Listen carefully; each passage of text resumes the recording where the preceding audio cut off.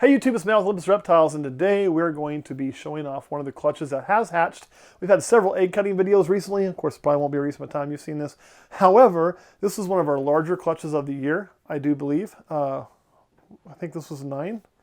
We had up to 11 at one point. So this will not be too much diversity, but it's going to be really cool to see these when they're fresh shed. So without further ado, we're going to show you how we do our labels, set up our babies, the whole 9 yards. So let's go ahead and get started. First things first, we have fresh, brand new baby tubs. I'm going to go ahead and bring a few of them over here. So we just set these up. We just cleaned them. Clean water dishes or new water dishes. Brand new cocoa fiber in there, ready to go, ready to rock and roll. And we pre-set up enough of these to house the entire clutch. So that way we can just kind of set them up, put them in here, and go from there. So the next thing to do is get them out of their pre-shed box. Now understand, pre-shed box is going to be disgusting. They've been living in there. They've all shed in there. It is time to set these up. So then, and here's what we got. So what we have here is going to be a lot of albinos and toffinos. This is an albino to toffino pairing. So everything is going to kind of be a little bit the same. You know, originally we were thinking maybe our male, he'd been throwing a lot of toffino. We thought maybe he was straight toffee, but I'm seeing what appears to be albino in this a lot. So, you know, it's really hard to know for sure until these begin to shed more than once, because some of the colors take a bit to come in. But I do think he is going to be a toffino male, meaning when bred to an albino, we'll get a combination of toffinos and albinos, never making a toffino, never making a, yeah, no, this one is interesting. We're going to do something special with this one on our Patreon, and that is this snake here is one with a little bit of a cleft palate. This had to be the first one I grabbed. So there you can see that there. He shed fine, he breathes fine, we've done everything but feed him. I don't see why he wouldn't feed well. You know, I mean, I think there's enough formation there that I think he's going to be able to survive and do just a-okay. And I do have plans for him that if you're a Patreon member, you're going to get to see what those are right straight away, assuming everything goes well, which I don't know if it will or not, but we're going to take a chance. And this one appears to be a little girl. So we're going to put that in tub number 2 to do my buddy Alex a favor, because he's making labels for us, and he made one where he was playing with it first and said male. So I'm trying to get a male to put in here. Of course, here's another one. You can see very high contrast, very nice looking animals. Baby albinos tend to have more contrast than baby toffinos. That is one way to spot them out because of the a little bit of a lavender color. However, as they age, some of them will lavender up, so to speak. Well, we are 2 for 2. That's also a girl. So we'll go ahead and put these labels on. So what we do is we make a label like this. So this one says 2013-02. So this is the year, clutch number, baby number, female. Usually I would write also, like possibly write the what the morph is on there. In this case, with this clutch, they're all going to be one of 2 morphs. So I'm not going to worry about it. This goes on the water dish side because the water dish is not on the heat. So that way, well, see, now you made O3F. Yeah, we already needed that one. And that way I can see it when it's in there because the heat is in the back of the tub. So we'll put those on the front. Makes for very easy identification, easy to find the babies. And I know this whole clutch is all going to be the same morph. Let's see if we can find mythical number 1. Hey, there it is, boy. So you see those popping out and they go back in? That is a boy. Sometimes a little bit harder to see boys, so that's why you'll get more females misidentified as males, because it's just, they pop out, you know, most of the time, but other times they may not really get enough pressure to pop them out.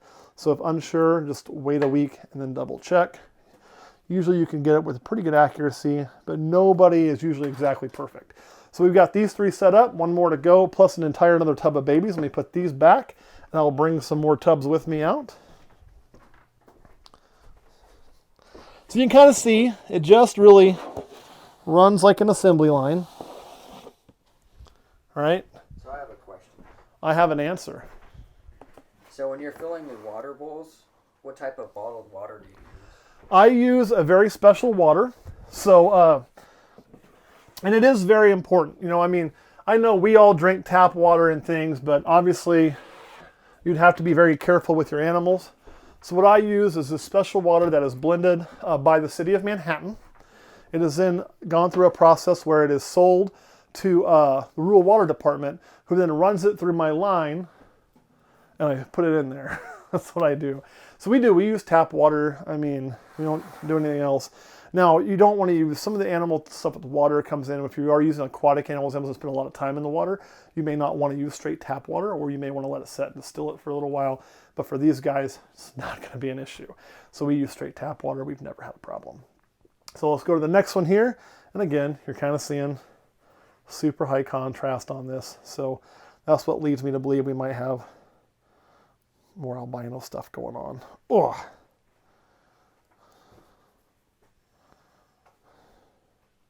That one's also a boy. They come in bunches. They come in bunches. So Al's going to get us a label made there. We'll put that one in there. Now, this is really kind of pretty much what we do. I'll show you a little bit of differences on some of the babies. I can see one there that I really like if I was going to hold a straight albino back, there's one I've got my eye on. I'm really hoping it's female. I'm going to pull it out next for you. And I'll be honest, guys, if this one pops girl, me and Kurt are going to have a conversation. Because I always look for certain things that set something apart for me, right? And I really just like this orange band and spot. See how orange that band is coming up? It's a different shade than the rest of this. It's kind of a unique mark. And you're getting a lot of that orange highlighting in there. There it is again. So this is an albino, or possibly, this actually might be a toffino. It almost looks a little bit lavendery in there, especially when you compare it to the white sides there, right? Possibly. And see the difference in the contrasting? So if this is a girl, there is a high likelihood I might keep this. I already have a toffino girl I have selected to hold back, but all those can be in flux. What do you think, Kurt? You care if I keep this one? Sure. I probably don't need more of these females, honest to God. Oh! It's a boy. So that's a real big bummer, but somebody's going to get a hell of a male there because I do not intend to keep any males from this clutch. So you Patreon folks, if you're not on there, you probably should be. This is an animal you want to make a mark of because you just heard me talk about how if it was a girl, I would have kept it. That's 2013-05. Probably one of the nicest amounts of orange I've ever seen coming up on one like that. Really just a, in general, cool animal. I mean, get back in there. Put these two up, grab a few more.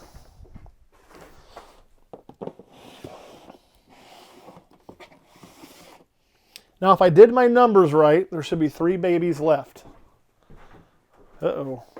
We may have to make more tubs. We'll do that off camera. This might have been the one that was bigger than I remembered. Hey, shit happens, right? So,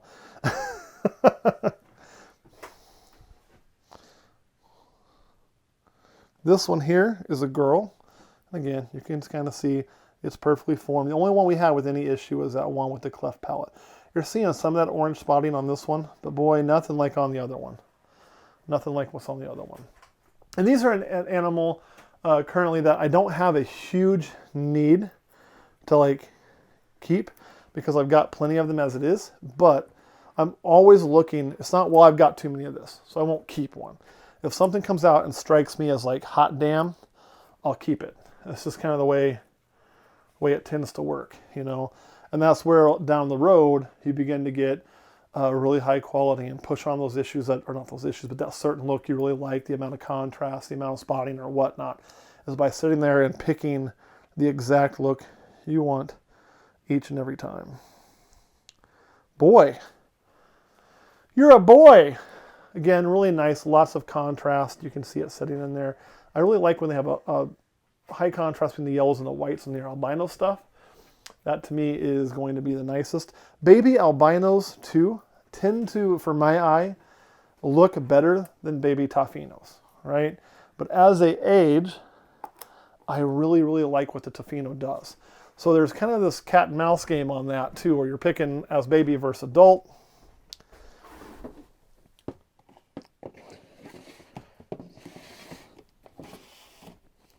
Ah, did I miss one of these? I did. So I have 2 more tubs, but I believe I have more babies than that. So that's right. This one had, no, that's right. Yeah, 2 more tubs, 2 more babies. We did it right. Woo! Because this was the snake that had 9 viable eggs and one it retained for a day, and it popped out 1 slug at the end. So that was right. My math was good. Let's see if we can look at something different here. If you look, there's just a slight difference in shade. See that? That tells me this one's more likely to turn into toffino. This one's more likely to stay albino. But if this turns into toffino, it's going to have a very nice contrast for a toffino. Toffinos end up kind of looking like, almost like a banana that doesn't get spots and holds its color. I'll show you an adult here in a minute. Actually, I'll show you dad here in a minute. That one is a girl. And last but not least, because while parents aren't always going to be exactly what the babies look like, they are a very good indicator. Hey, we hit 2 females at the end. Awesome. So we're getting the labels ready for those. I will go ahead and pull out dad for you.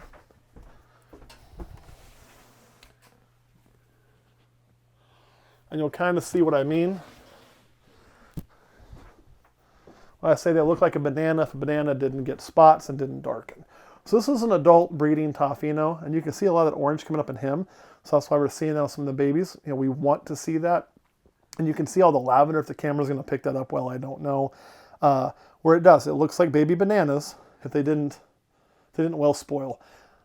I know I'm not supposed to say that about bananas. I love banana, but banana versus toffino as adults. Let me get out one of my adult bananas. They don't hold quite the same. See what I mean? So adult banana, and a rather nice adult banana, a lot of color still in the purple, but it's just not as vibrant. You know, it's just nowhere near what the toffino does as an adult. So I really like toffinos for the look as adults. And bananas, though, they have their place. They're certainly awesome. This was one of those snakes that, man, it just completely changed the ball python game. Do not go visit your neighbor, okay? Really? I mean, you're both females, so I guess it don't matter if we trade you around, but I put you there for a reason. Last ain't worst. Stay in there. Here, hold that guy so I can deal with these 2. So anyway, there we go. We put these guys back. Labels. Oh, shit, the labels. Yeah, I need to put those on. That's how you lose stuff when you don't put the labels on. All right, Kurt, as I'm labeling these up, do you have any questions about toffino, albino, toffee, setting up babies, specialized water, numbering system, going to see your neighbor? Why are you doing this to me? Here, stay home. No, come on. Recessive? So yes, this is a really interesting gene because both toffee and albino are recessive, meaning you have to have it on both sides of the fence in order for it to show up. However, they're recessive, but they're also allelic with each other. What that means is that they interact together. So if you breed a toffee to an albino, you'll get nothing but toffinos, okay? This guy's just a runner. While being recessive, you can make combinations. When you do that combo of a toffee, I'm going to put you here because I should have grabbed you first. I know. When you do that combination and you make that toffino like the male I showed, he will then pass on either toffee or albino to every baby. So the knock on a toffino is there is a little bit of an issue with breeding them, and that is if you take a toffino, you really need to plan on making albinos, toffies, and toffinos with it. There's really not another purpose for them, and the reason for that is if I take a straight albino and I want to make albino combos and I put it to something, I make hets, I know I have albino or het albino stuff, right? Guaranteed. If I do that with a toffino, I know I have het stuff. I just don't know what the hell it's het for. Half the babies usually be het for toffee and about half the babies be het for albino. Which is which? I don't know. So it's very hard to do that. So like if we wanted to get to straight toffee, what we would do is keep a toffino baby, which we've got one picked. I'll show you here in a minute. You want me to take him back? And we could breed a toffino to it and then keep a toffee baby, you know, and have straight toffee. We could use that to make het toffee stuff to then pass toffee into other genes. But it's very hard to do that using a toffino. So this is our toffino holdback so far. This came from an earlier clutch. So we did 2 clutches of these. Get that spun around so you can kind of see her. I'll pull her out, put her on the black background just for you. So we have a little bit of a nice, and you can see that it's just the contrast isn't quite the same. That's because the white just isn't as bright and glaring of a white.